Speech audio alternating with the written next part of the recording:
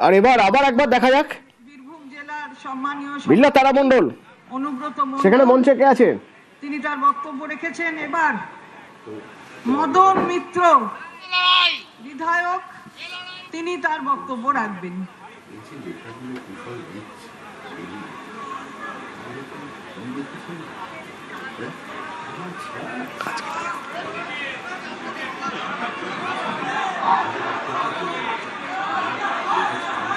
জয় বাংলা, জয় বাংলা। শহীদ স্মরণে আপন মরণে রক্ত ঋণ শোধ করো। সবার আগে আপনারা আমাকে গ্যারেন্টি দিন, কেউ ইট মারবেন না, কেউ পাথর মারবেন না, কেউ গালাগাল দেবেন না। এই গ্যারেন্টি নিয়ে আজকের এই মিটিংয়ে একদিকে সংবিধান রচয়িতা কবিগুরু মহাত্মাজি নজরুল ইসলাম,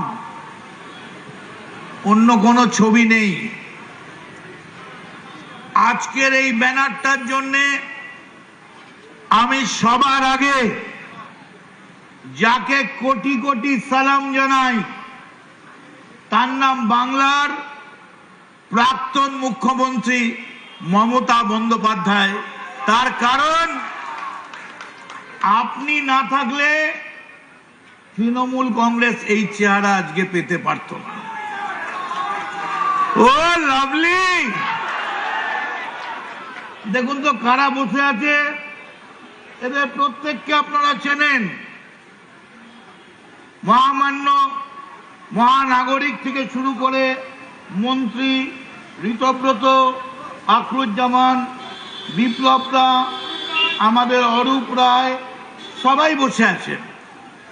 কিন্তু এই জায়গায় যদি এখানে মমতা বন্দ্যোপাধ্যায় থাকতেন, তাহলে এই যে শহীদদের পরিবারকে দেখছেন, ওরা থাকতো পিছনে, আর সামনে চকচক করছে গাল, সানগ্লাস গুলো এরকম ভাবে খুলে ঘোরাতে ঘোরাতে আসছে বাংলা চলচ্চিত্রের সেলিব্রিটিরা।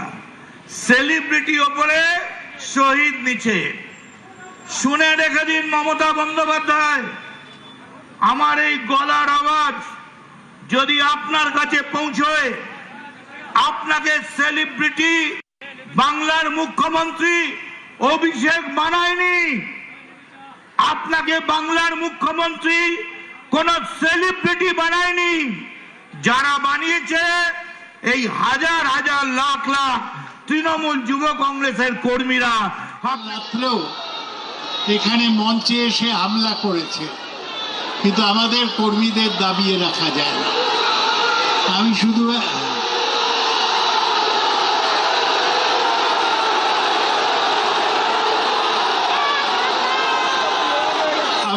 একটা কথা বলি,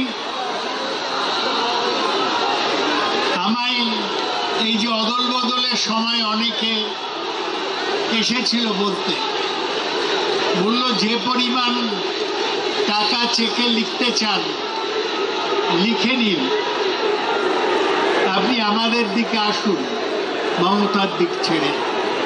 আমি তাদের জিজ্ঞেস করলাম যে আমায় টিকিট দিয়েছিল কে? আমি তোমায় সালাম জানাই, কিন্তু যেদিন খবরের কাগজে দেখলাম অরূপ বিশ্বাস গিয়ে তালা চাবিটা মেরে দিয়েছে, সেদিন জানতে পারলাম ওই টাকাটা অভিষেকের পিতৃদেবের ছিল না, ওটা তৃণমূল কংগ্রেসের টাকা ছিল। যে তৃণমূল কংগ্রেসের কর্মীরা রাস্তায় হেঁটে, পায়ে হেঁটে মিছিল করে, লজ্জা লাগে না?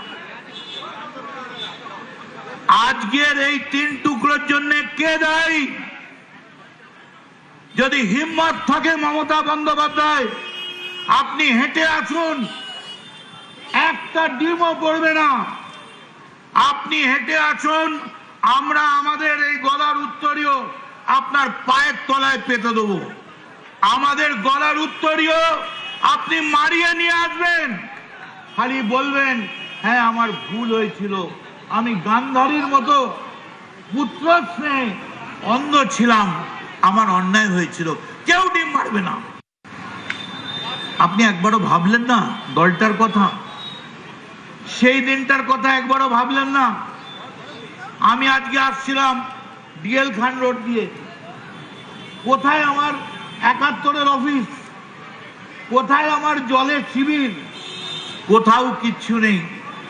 আমি তাই আপনাদের কাছে বলি, খোলাখুলি শুনে রেখে দিন, আমি অন্য কাউকে নয়, মমতা বন্দ্যোপাধ্যায়কে বলছি। অভিষেক 1 ঘন্টা টাইম দিয়েছে, আপনাকে আমরা 1 মাস টাইম দিচ্ছি। আপনি অভিষেকের হাত ছেড়ে দিয়ে তৃণমূল কংগ্রেসের এই যে তৃণমূলের ছেলেরা আছে তাদের হাত ধরুন। আপনার পার্টিটা তৃণমূলের পার্টি, ওটা অভিষেকের পার্টি নয়। কিসের জন্যে?